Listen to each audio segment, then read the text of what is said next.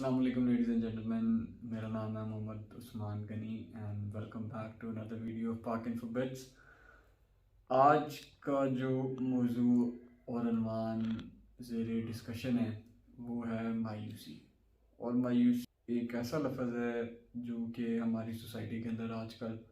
बहुत आम तौर पर इस्तेमाल भी हो रहा है और हमारे इर्द गिर्द के माहौल के अंदर, हमारे दोस्त अहबाब और रिश्तेदारों के अंदर और जनरल पॉपुलेशन ऑफ पाकिस्तान के अंदर ये एहसास पाया जाता है। तो मेरे ख्याल से इस मौजू को आगाज़ करने से पहले हमें कुछ बातें कायम कर लेनी चाहिए, जिसके अंदर से पहली बात जो कायम करना मेरे अंदाजे के मुताबिक बहुत ज़रूरी है वो ये है कि मायूसी हमारे मज़हब इस्लाम के अंदर हराम है। और हमारे मज़हब के अंदर ही इसकी सबसे पहली मिसाल हमें मिलती है हज़रत यूनुस अलैहिस्सलाम के वाक़े के अंदर कि जब वो कश्ती में सफ़र कर रहे थे और सफ़र करते करते उनको कश्ती से बाहर फेंक दिया गया था और उनको जब एक बहुत बड़ी मछली ने, जिसको नून भी कहा जाता है, निगल लिया था, वो मछली के पेट के अंदर मायूसी के आलम में चले गए थे। लेकिन उस मायूसी के आलम के अंदर भी उन्होंने अल्लाह के ऊपर अपनी उम्मीद नहीं छोड़ी और अल्लाह से दुआ की कि ए रब, ए मालिक, जो भी हमारी गलतियाँ कोताहियाँ हमसे हुई हैं हमें उसको माफ़ अता फरमा और अपने फजल से मुझे इस मुसीबत से आज़ाद कर दे। और उसी दुआ को मद्देनज़र रखते हुए हो सकता है कि मैंने वर्ड टू वर्ड ये दुआ बिल्कुल गलत पढ़ी हो, तो मैं उसकी माफ़ी भी चाहूँगा, लेकिन उसका मफ़हूम यही था कि अल्लाह ताला मुझे इस मुसीबत से अता फरमा, मैं मायूसी के आलम में चला गया हूँ। तो अल्लाह ताला ने उनकी मदद अता फरमाई थी एक मछली के पेट से, उनको बाहर निकाल के किसी जजीरे में ना कि सिर्फ सेफली पहुँचा दिया था, बल्कि कि उस जजीरे पे उनका खाने पीने का भी इंतज़ाम पहले से रखा हुआ था। तो अगर इस्लाम के अंदर नबियों के किस्से कहानियों के अंदर हमें एक मायूसी के आलम की एक बड़ी अच्छी तस्वीर मिलती है कि इंसान को कभी मायूस नहीं होना चाहिए, वो किसी वजह से उन्होंने उसको एक हराम का दर्जा दिया है, क्योंकि एक ऐसा एहसास है जो कि इंसान को वो करने पे मजबूर कर देता है जो कि वो या तो दिल से नहीं करना चाहता, या तो वो उसके चाहने वाले कभी भी नहीं चाहेंगे कि वो अपने साथ या अपनी ज़िंदगी के साथ वैसी कोई भी हरकत करे। उसकी बहुत सी वजूहत हैं। वो वजूहत कुछ हमारी सोसाइटी से रिलेट करती हैं, कुछ वजूहत वो हमारे घरेलू मसलों से रिलेट करती हैं, कुछ वजूहत सियासी वजूहत हैं और कुछ वजूहत हमारे तालीमी इदारों से रिलेट करती हैं। हम उसके अंदर कुछ देर बाद जाएंगे, लेकिन हमें इस बात का हर पल और हर दम एहसास होना चाहिए कि हर रात के बाद दिन आता है और इंसान को जब भी कभी भी मायूसी के आलम या उसको मायूसी महसूस हो तो उसको चाहिए कि अपने किसी रकीब के पास जाके अपने दिल की जो बात उसको तंग कर रही है वो खुल के उसका इजहार कर देना चाहिए, या तो उसको शेयर कर देना चाहिए, या तो उसको जो ज़िंदगी के अंदर पॉजिटिव चीज़ें होती नज़र आ रही हैं उनके अंदर शमूलियत हासिल कर लेनी चाहिए, और जो नेगेटिव चीज़ें उसकी ज़िंदगी के अंदर है, जिनको लगता है जिसकी वजह से उनकी ज़िंदगी के अंदर मायूसी का आलम आ रहा है, उनको आहिस्ता आहिस्ता डिलीट या दरबदर कर देना चाहिए। अब हम चलते हैं कि ये मायूसी डिफरेंट उम्र के पहलुओं के अंदर कैसे कैसे आती है। As a student myself, as a तालब इल्म, मुझे अच्छी तरह याद है कि जब मेरे 7वीं 8वीं 9वीं जमात के अंदर अच्छे मार्क्स नहीं आते थे, अच्छे ग्रेड नहीं आते थे, तो मैं मायूस हो जाता था। मुझे अक्सर घर जाके डांट पड़ती थी इस बात पे, मार भी पड़ती थी अक्सर, लेकिन वो क्योंकि मैं उस एज के हिस्से में था जब मैं एक्सपेक्ट नहीं कर रहा था कि यार ये मुझे डांट क्यों रहे हैं या मार क्यों रहे हैं सिर्फ इसलिए क्योंकि मेरे कुछ नंबर कम आया, तो वो मैं मायूसी के आलम में चला जाता था। वो मायूसी के आलम में जाके फिर मेरे जहन में नेगेटिव ख्याल आते थे, जो कि मुझे पूरा यकीन है कि जो जो इस उम्र से गुजरे हैं या जो जो इन स्कूल की रवायतों से गुजरे हैं उनके दिल में भी आते हैं, लेकिन वो इस बात का इजहार नहीं करते। कर देना चाहिए। अगर पेरेंट्स या वालिदैन को महसूस हो रहा है कि इनका बच्चा मायूसी के आलम में जा रहा है तो उनको खुल के उसके साथ एक तो बातचीत करनी चाहिए, उससे पूछना चाहिए कि उसको कोई चीज़ कोई बात तंग तो नहीं कर रही, या तो उसको अगर वो चीज़ या बात वो खुल के नहीं बता रहा तो यानी कि उसका मतलब ये है कि उसका भी वो कॉन्फिडेंस लेवल बिल्ट नहीं हुआ। आगे जाके रात के पहर में जब वो सुपरविजन, पेरेंट्स की सुपरविजन से बाहर होगा, तो वो डेफिनेटली कोई ना कोई ऐसी हरकत ज़रूर करेगा जिससे या तो वो अपने आप को नुकसान पहुंचा सकते हैं या दूसरों को नुकसान पहुंचा सकता है। इस तरह के वाक़यात हम अक्सर सुनते हैं कि स्कूल के किसी तालिब इल्म ने एक दोस्त को गोली चला के मार दिया, स्कूल के किसी तालिब इल्म ने के सुसाइड कर ली, आत्महत्या जिसे हम हिंदी में कहते हैं आत्महत्या कर ली। तो वो रीजंस उसके अंदर अनफॉर्चुनेटली पेरेंट्स का भी रोल इन्वॉल्व होता है किसी हद तक, टीचर्स उस्ताद कराम का भी रोल इन्वॉल्व होता है, क्योंकि अगर एक क्लास में एक जमात के अंदर 30 बच्चे पढ़ रहे हैं तो डेफिनेटली एक उस्ताद या एक उस्तानी वो 30 के 30 बच्चों को नहीं ओवरलुक कर सकती, उनकी मेंटल हेल्थ को नहीं केयर कर सकती। इसलिए मेरी दरख्वास्त है कि जितने भी तालीमी इदारे हैं उन तालीमी इदारों के अंदर एक सेक्टर या एक डिपार्टमेंट ऐसा ज़रूर कायम होना चाहिए, प्राइवेट सेक्टर के अंदर भी और गवर्नमेंट सेक्टर के अंदर भी, जो कि तालिब इल्म की मेंटल हेल्थ को लुक आफ्टर करे, उनको स्कूल में आने वाली दरपेश मुश्किलात और जो जिन जिन वजह से उनकी मेंटल हेल्थ डिस्टर्ब होती है उनको एड्रेस करे और उनको उसके मुताबिक काउंसल करे। क्योंकि अगर ये हम एक्शन नहीं लेते तो मैं अपनी पर्सनल ज़िंदगी से मिसाल दे के बात करना ज़्यादा पसंद करता हूँ। जब इंसान 18, 19, 20, 21 साल स्कूल से बाहर निकलता है, कॉलेज एक्सपीरियंस के बाद जब प्रैक्टिकल लाइफ में एंटर होता है तो उसको प्रैक्टिकल लाइफ में बहुत से ऐसे मसलियात फेस करने पड़ते हैं और ऐसी बहुत सी बातों के साथ उसके दिमाग का सामना होता है जो कि उसकी समझ से बाहर होती है, और उस वक्त उसके पास या उसके साथ कोई ऐसा इंसान, पांचों उंगलियां बराबर नहीं होती, जो केसेस मैंने देखे हैं, मैं सिर्फ उनकी बात कर रहा हूँ,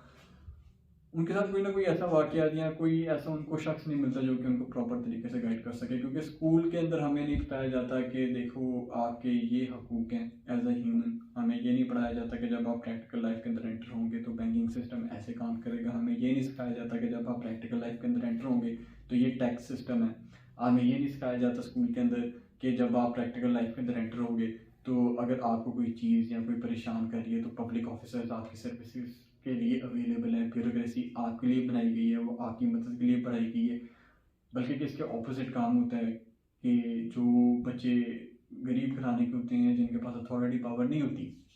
वो सहम जाते हैं क्योंकि उनको उनका हक नहीं मिल रहा होता है, या अगर उनके साथ कोई ज़्यादती कर रहा होता है या गलत काम कर रहा होता है तो वो उनको पता नहीं होता कि हम कौन से पब्लिक ऑफिस को या किस तरह अप्रोच करें, या तो उनके इलम में नहीं होता, अगर उनके इलम में होता है तो फिर वो उनको कोई उसका आउटसोर्स नहीं मिलता कि वो किस सोर्स के थ्रू उसको कम्युनिकेट कर सके। दूसरी बात जो मायूसी सिर्फ तालिब इल्म को मद्देनज़र रखते हुए जो चीज़ इंसान को मायूस कर सकती है वो ये है कि अगर उसके मिसाल के तौर पे किसी तालिब इल्म के अच्छे नंबर या ग्रेड नहीं आते और उसको इसी बात पे सिर्फ घर पे डांट या डपट पड़ने लग जाती है, या कोई टीचर उसको इस बात की सजा देने लग जाता है कि तुम्हारे अच्छे नंबर या ग्रेड नहीं है, ये भी एक, बल्कि कि one of the biggest factors है कि इंसान एक छोटी उम्र के अंदर मायूसी के आलम में क्यों चला जाता है, जो कि पूरी ज़िंदगी उसके साथ रहती है क्योंकि उसको कोई काउंसल नहीं करता उसके अंदर। अब मिसाल के तौर पे किसी बच्चे के अच्छे नंबर या ग्रेड नहीं है, आप उसको डांटें डपटें लेकिन उसको साथ ज़रूर समझाएं कि बेटा इट्स ओके, तुम्हारी जो ज़िंदगी है वो ग्रेड और नंबरों पे नहीं डिपेंड करती बल्कि कि तुम्हारे किरदार पर डिपेंड करती है। तो हमें कोशिश करनी चाहिए उसके नंबर ग्रेड तो आए डेफिनेटली, लेकिन साथ साथ उसका किरदार भी एक अच्छा किरदार बने अपनी सोसाइटी के लिए, अपने स्कूल के लिए और अपने इर्द गिर्द के लोगों के लिए, क्योंकि एक अच्छे किरदार से ही आगे जाके एक तहसील, एक शहर और एक मुल्क तरक्की करता है। मायूसी के आलम में अगर फैसलाबाद की मिसाल के तौर पे 2.5 करोड़ आबादी है, 2.5 करोड़ आबादी के अंदर 1.5 करोड़ घर है, और 1.5 करोड़ घर के अंदर रोज़ की बना पर गलत काम भी होते हैं, गलत हरकतें भी होती हैं, उसको अगर हम हाईलाइट करके पब्लिक करें तो वो भी ज़्यादती है। तो उसको, ये टॉपिक हम किसी और दिन क्लियर रख लेंगे। लेकिन जो एक मायूसी का आलम है वो जिसे हम इंग्लिश में डिप्रेशन भी कहते हैं, वो लोगों को कुछ ऐसे काम करने पे मजबूर कर सकता है जो कि वो कभी नहीं करना चाहते। तो मेरी आपसे इस वीडियो के अख्ताम के अंदर यही दरख्वास्त और रिक्वेस्ट है कि अगर आपको लगे कि आपका कोई दोस्त, अहबाब आपकी वजह से या किसी और की वजह से अगर आपको नज़र आ रहा है, क्योंकि पाकिस्तान के अंदर अक्सर रोड पे भी अगर एक्सीडेंट हो जाए तो लोग एम्बुलेंस बाद में मंगवाते हैं, पहले उसकी वीडियो शूट करके सोशल मीडिया पे शेयर करना पसंद करते हैं। तो ये हमारा अनफॉर्चुनेटली कल्चर बन चुका है। तो इसलिए मैं इस बात को दोबारा हाईलाइट करते हुए ज़ोर दूंगा कि अगर आपके अहबाब, अहलो अहबाब के अंदर आपका कोई दोस्त, आपका कोई जानने वाला, आपका कोई रकीब, आपका कोई रिश्तेदार अगर वो मायूसी के आलम के अंदर है, और हम में से आधे काफ़ी लोग जानते भी होते हैं कि वो है और उसकी वजह क्या है, उसको जाहिर ना करें वो अलग बात है, तो आप उस पर फौरी एक्शन लें, अमल करें, उससे बात करें, उसकी मसलों को समझें, मसले को समझने के बाद अपनी पूरी जद्दोजहद करके उस मसले को हल करने की कोशिश करें। क्योंकि देखें, ज़िंदगी है तो सब कुछ है, अगर ज़िंदगी नहीं है तो कुछ भी नहीं है। एक इंसान अगर अपनी ज़िंदगी से मायूस होके अपनी ज़िंदगी को अलविदा कह रहा है तो मेरे ख्याल से एक हम एज ए इंसानियत के पॉइंट ऑफ व्यू से इंसानियत का ये सबसे बड़ा नुकसान है। और उसकी ज़िंदगी जाने के अंदर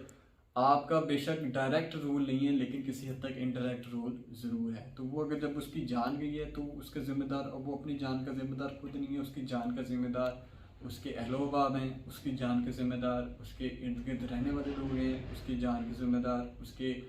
पड़ोसी हैं, उसके जान के ज़िम्मेदार पूरा शहर है, उसके जान के ज़िम्मेदार पूरा मुल्क है।